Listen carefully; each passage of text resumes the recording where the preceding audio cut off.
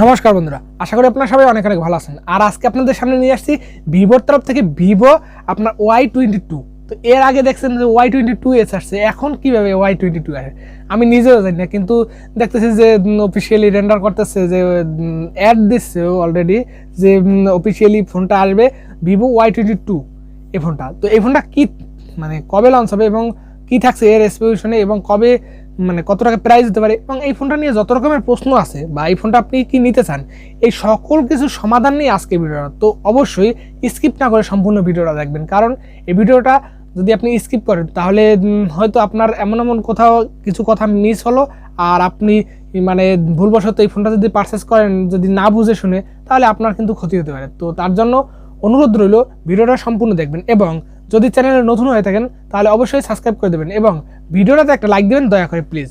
আর যারা already subscribe করে ফেলেছেন তাদেরকে অসংখ্য ধন্যবাদ, আর যারা এখন সাবস্ক্রাইব করছেন তাদেরকে অসংখ্য অসংখ্য ধন্যবাদ। তো চলুন দেখে নেওয়া যাক যে এই ফোনটাতে কী থাকছে। তো এর বডি ফ্রেম রেট থেকে আমি আপনাদের ফার্স্টে ধারণা দেওয়া শুরু করব। তো চলুন দেখে নেওয়া যাক।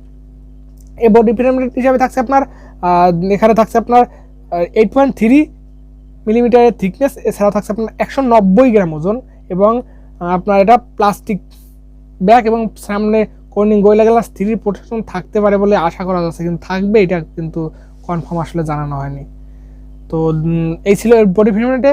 এছাড়াও এখানে ডুয়েল সিম কার্ডের স্লট পাচ্ছেন, এছাড়াও মাইক্রোএসডি কার্ডের স্লট পাচ্ছেন। তো ওভারঅল কিন্তু বডি ফ্রেম রেটটা যথেষ্ট ভালো। আর আপনারা দেখতে পাচ্ছেন যে কত সুন্দর এর ডিজাইনটা জাস্ট অসাধারণ। এর ডিজাইন দেখলে আপনার মন কেড়ে নেবে। তো যথেষ্ট ভালো মানের ডিজাইন এখানে রেখেছে। তো চলুন দেখে নেওয়া যাক যে এই ফোনটার শুধু ডিজাইনই ভালো না এর কনফিগারেশনই ভালো। তো এই ফোনটার আপনার ফার্স্টেই আপনাদের প্রাইসটা নিয়ে একটা ধারণা দিই, কারণ এর প্রাইসটা বাংলাদেশে অফিসিয়ালি 20,000 টাকা রাখা হতে পারে। তো 20,000 টাকা অফিসিয়ালি এই ফোনটার প্রাইস হবে, যেটা 19,999 টাকা।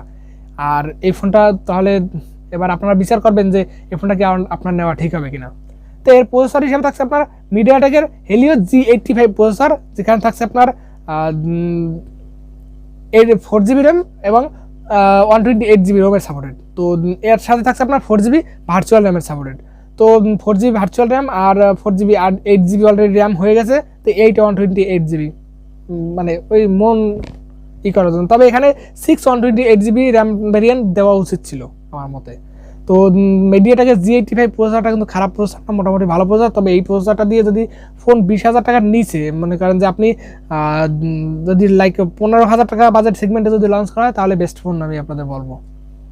তো এই ফোন নেওয়া কি ঠিক হবে কি ঠিক হবে না এটাও আপনাদের লাস্টে ধারণা দেবো। তো অবশ্যই কষ্ট করে ভিডিওটা দেখবেন।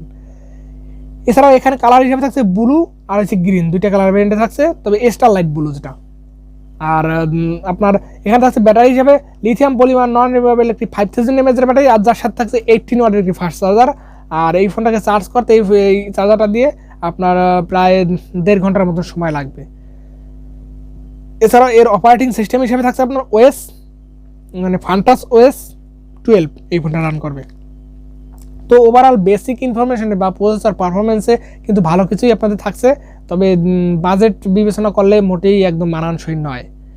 এছাড়াও এখানে এর ডিসপ্লে হিসেবে থাকছে এর স্ক্রিনের সাইজ আপনার 6.55 ইঞ্চির একটি ডিসপ্লে, যেটা রেজুলেশন আছে আপনার 1612 ইন্টু আপনার 720 পিক্সেল, যেটা 720 পিক্সেলের ডিসপ্লে, এবং এলসিডি এর হচ্ছে টাইপ এলসিডি। তো এখানে যদি অ্যামোলেড হতো এই বাজেট সেগমেন্টে আপনারা অ্যামোলেড ডিসপ্লে আশা করি, কারণ 20,000 টাকা বাজেট সেগমেন্টে বাংলাদেশে অফিসিয়ালি অ্যামোলেড ডিসপ্লে এবং রিফ্রেশ রেট যদি নাও থাকে তাহলে কোনো সমস্যা নেই। তবে এখানে AMOLED display with full HD+ আমরা আশা করি। তো সেইখানে 720 পিক্সেলের ডিসপ্লে, যেটাও আপনার অ্যামোলেড নয়। তো এই ডিসপ্লেটা আমি আসলে মানিয়ে নিতে পারতেছি না। এছাড়াও টাচ স্ক্রিনে আপনার multi touch screen dual available. এছাড়াও চলুন দেখে নেওয়া যাক যে ডিসপ্লেতে তো আমার পছন্দ হলো না, কনফিগারেশন শুধু ভালো লাগছে, তাও 20,000 টাকা বাজেট সেগমেন্টে আমার মোটেও ভালো লাগেনি। এছাড়াও এর ক্যামেরাতে কী থাকছে চলুন দেখে নেওয়া যাক। এর ক্যামেরাতে থাকছে আপনার ফ্রন্টে 8 মেগাপিক্সেলের সেন্সর এবং ব্যাক সাইডে থাকছে আপনার 50+2 মেগাপিক্সেলের সেন্সর, যেটা 50 মেগাপিক্সেল সেটা কামের এবং 8 মেগাপিক্সেলের ফ্রন্ট সেটাও ঠিকঠাক। এই বাজেট সেগমেন্টে মেনে নেওয়ার মতো না হলেও কিন্তু এই 8 মেগাপিক্সেলের ক্যামেরা হলেও আপনাদের ভালো ছবি এখান থেকে পেয়ে যাবেন, কারণ ভিভোর ক্যামেরা অ্যালগরিদম যথেষ্ট ভালো। তো আপনারা অনায়াসে নির্দ্বিধায় এই ফোনটা পারচেস করতে পারেন যদি ক্যামেরা লাইক থাকে, আপনার পছন্দ থাকে। তো ক্যামেরার দিক থেকে আপনাদের ভালো মানের ছবি আপনারা এখান থেকে পেয়ে যাবেন। তো চলুন দেখে নেওয়া যাক যে এর নেক্সটে কী থাকছে। এখানে থাকছে আপনার ওয়াইফাই 2.4 গিগাহার্টজের এবং 5 গিগাহার্টজের সাপোর্ট থাকছে, ডুয়েল ব্যান্ডের ওয়াইফাই এবং ওয়াইফাই 6 এর সাপোর্টেড, এবং আপনার ব্লুটুথ 5.0 সাপোর্ট থাকছে, ইউএসবি টাইপ সি পোর্ট, এবং আপনার ওটিজি সাপোর্ট থাকছে, এফএম রেডিও সাপোর্ট থাকছে। এছাড়াও আপনার এখানে সেন্সার হিসেবে থাকছে আপনার ফিঙ্গারপ্রিন্ট সেন্সার যেটা সাইডে মাউন্টেড, এছাড়াও প্রক্সিমিটি সেন্সার, জাইরো এস সেন্সার, ক্যাম্পার সেন্সার, আপনার লাইটের সেন্সার, সকল ধরনের সেন্সার এখানে অ্যানাবেল থাকছে। তো এছাড়া আপনাদের এখানে থাকছে সকল সেন্সার অ্যাভেলেবেল। তো সেন্সার নিয়ে আপনাদের কোনো টেনশন নাই। তো অবভিয়াসলি আপনাদের জন্য ভালো একটি ফোন হতে চলেছে। তো এই ছিল এর কনফিগারেশন। তবে এই প্রাইস বিবেচনা যদি আপনি করেন, যে কনফিগারেশনে লঞ্চ করা হয়েছে এই ফোনটা বাংলাদেশ মার্কেটে লঞ্চ করা হবে, হয়নি তবে হবে। তো এই ফোনটার প্রাইসটা 20,000 টাকা বাজেট হবে। তো 20,000 টাকা বাজেট সেগমেন্টে আমি আপনাদের জন্য আনঅফিসিয়ালি অনেক ফোন রেকমেন্ড করার মতন আছে। আর আমাদের চ্যানেলে খুব শীঘ্রই একটা 20,000 টাকা বাজেট সেগমেন্টে কোন ফোনগুলো বেস্ট হবে তো সের একটা ভিডিও আসবে। তো তার জন্য অবশ্যই চ্যানেলটা সাবস্ক্রাইব করে রাখবেন এবং সেই ভিডিওটা আপনারা উপভোগ করবেন।